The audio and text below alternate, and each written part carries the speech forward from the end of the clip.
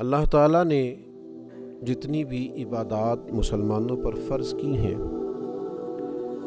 وہ عبادات ایک تو اللہ تعالیٰ کی رضا کا بہت بڑا سبب بنتی ہیں، اور دوسرا اس کا اہم نتیجہ یہ نکلتا ہے کہ وہ مسلمان کی تربیت بھی کرتی ہے۔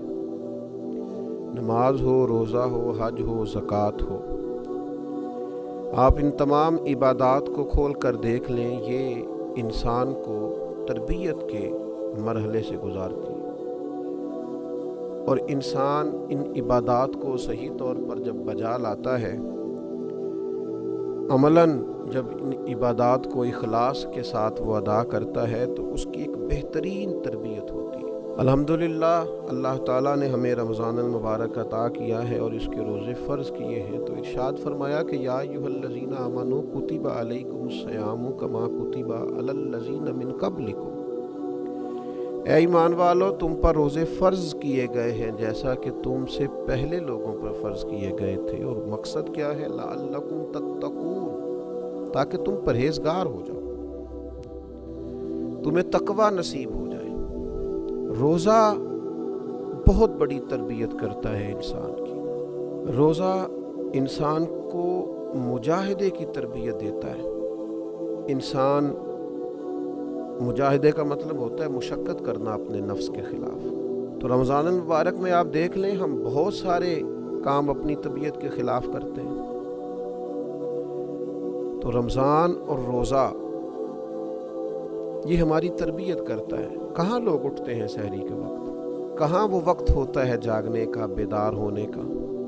اور آج جس معاشرے میں ہم ہیں، اس معاشرے میں تو وہی ٹائم اللہ ماشاء اللہ لوگوں کے سونے کا تھا، معاذ اللہ۔ لیکن حکم دیا، ارشاد فرمایا کہ تمہیں سحری کو اٹھ کے کھانا کھانا ہے۔ وہ کریم ہے نا، بے نیاز ہے، چاہتا تو یہ حکم فجر کے فوراً بعد بھی رکھا جا سکتا تھا۔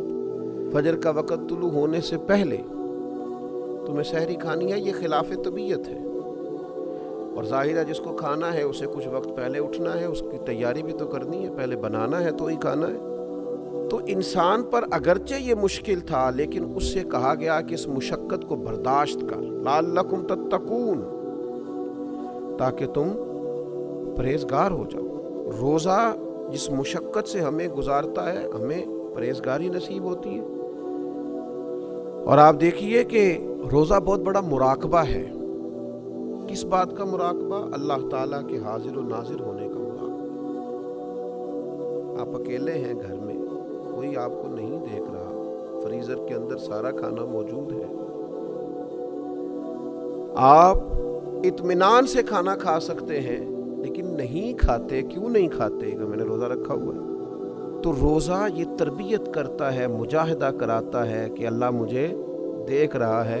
اگر یہ مشق پک جائے نا باقی 11 مہینوں میں بھی، تو تنہائیاں پاک ہو جائیں گی، ساری مزاج پاک ہو جائے گا۔ جس طرح اگر صبح سحری میں اٹھنا پک جائے تو فجر کیا تہجد کی مضبوطی بھی نصیب ہوگی۔ یہ ایک مشقت اور ایک تربیت روزے نے ہماری کی۔ اور میں آپ سے عرض کروں، کبھی اس نظریے کو پکا کے دیکھیں۔ حضرت جنید بغدادی رحمۃ اللہ علیہ فرماتے ہیں، مجھے میرے شیخ نے کہا تھا کہ بیٹا اس ذہن کو اچھی طرح پکا لو کہ میرا اللہ میرے ساتھ ہے اور میرا اللہ مجھے دیکھ رہا، اس کو پختہ کر لو۔ پھر تو یوں ہے کہ انسان کا سارا وقت ہی معیاری اور قیمتی ہو جائے گا، پھر تو وہ مسجع مکفّع شگفتہ زندگی گزارنے لگے گا۔ تو روزہ عملاً اس کی مشقت کراتا ہے۔ پھر آپ دیکھیے کہ انسان جب بھوکا رہتا ہے نا تو اس کو روحانیت نصیب ہوتی ہے۔ نبی پاک علیہ الصلوۃ والسلام نے بہت پیٹ بھر کے کھانا کھانے کو پسند ہی نہیں فرمایا۔ اللہ کے حبیب صلی اللہ تعالیٰ علیہ وسلم فرماتے ہیں، کسی نے جو سب سے برا برتن بھرا ہے وہ پیٹ ہے۔ روزہ جو ہماری تربیت کرتا ہے، مشقت ہمیں روزے کی صورت میں جس مشقت سے گزرنا پڑتا ہے وہ کس قدر انقلاب برپا کرتی ہے۔ ایک حدیث میں نبی پاک علیہ السلام نے فرمایا کہ شیطان آدمی کے اندر ایسے رواں دواں رہتا ہے جیسے خون، بس چاہیے کہ بھوک کے ذریعے شیطان کا رستہ روکا جائے۔ اب دیکھیں دوسرے مقام پر حضور علیہ السلام نے نوجوانوں سے بھی فرمایا کہ یا نکاح کرو یا روزے رکھو۔ یہ مشق روزے کی اگر کی جائے تو یہ نفسانیت کو کنٹرول کرتی ہے۔ تو رمضان المبارک ہماری یہ تربیت کرتا ہے کہ کچھ تھوڑا اس کا خیال رکھا جائے۔ ضروری نہیں ہے کہ اگر آپ کی پہنچ میں بہت ساری حلال چیزیں ہیں تو آپ ساری کھاتے ہی جائیں اور صبح و شام آپ کھاتے ہی جائیں۔ اس سے بھی کئی دفعہ انسان کو بہت نقصان سے گزرنا پڑتا ہے۔ پھر روزہ ایک اور ہماری تربیت کرتا ہے، جب تک انسان بھوکا رہتا نہیں نا، اسے بھوکوں کا احساس نہیں ہوتا،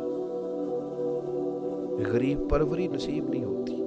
محبت کو سمجھنا ہے تو نہ سے خود محبت کر، کنارے سے کبھی اندازہ طوفان نہیں ہوتا، بھوکا رہنے سے پتہ چلتا ہے کہ بھوک کی شدت کیا ہوتی ہے۔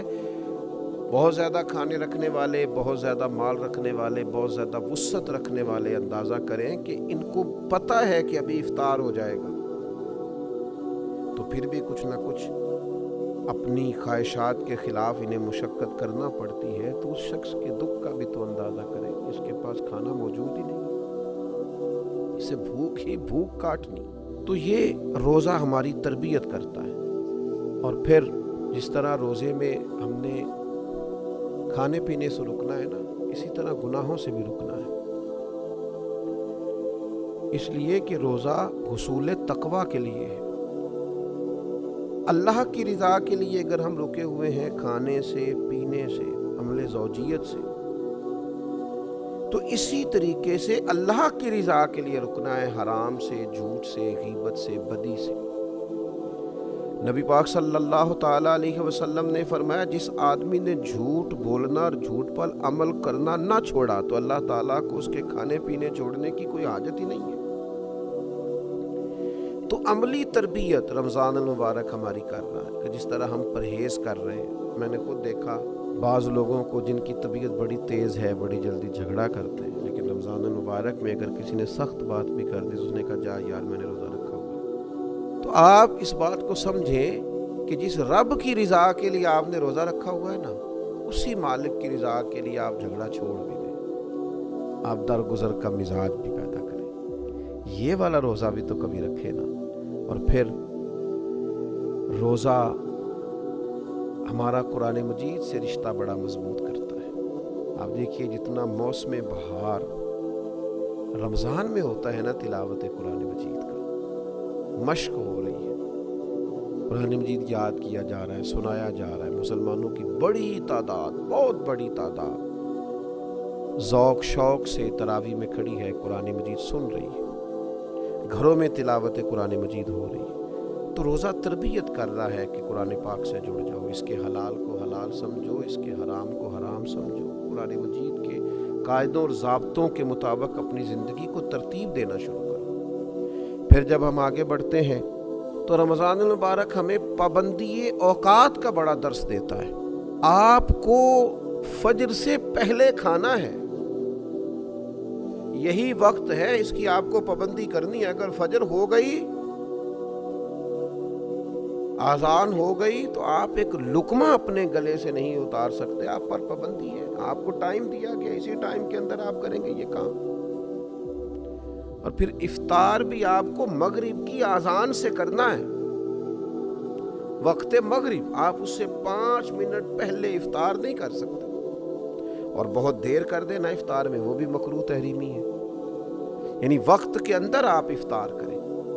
تو رمضان المبارک وقت کی پابندی کا بڑا درس دیتا ہے۔ میں نے دیکھا ہے کہ لوگ دوڑ رہے ہوتے ہیں، جلدی اٹھ جاؤ، افطاری کا ٹائم ہو گیا ہے، جلدی کریں، تیاری کریں، اہتمام کریں۔ شام کو بھی جو رش دکانوں پہ اور جو رش کھانے کی جگہوں پر افطار کے لیے ہوتا ہے، اس سے پہلے اور اس کے بعد وہ نہیں ہوتا۔ تو جس طرح ہم رمضان المبارک کے اندر پابندی کر رہے ہیں اور خیال کر رہے ہیں، ہمیں اسی طرح باقی اپنے سال میں بھی اس مشق کو جاری رکھنا چاہیے۔ وقت پر نماز پڑھیں، اٹھ کر وقت پر اپنے سارے کام سر انجام دیں، دینی اجتماعات ہوں یا کوئی دیگر تقریبات ہوں، وقت پر شروع کریں، وقت پر اس کو ختم کریں۔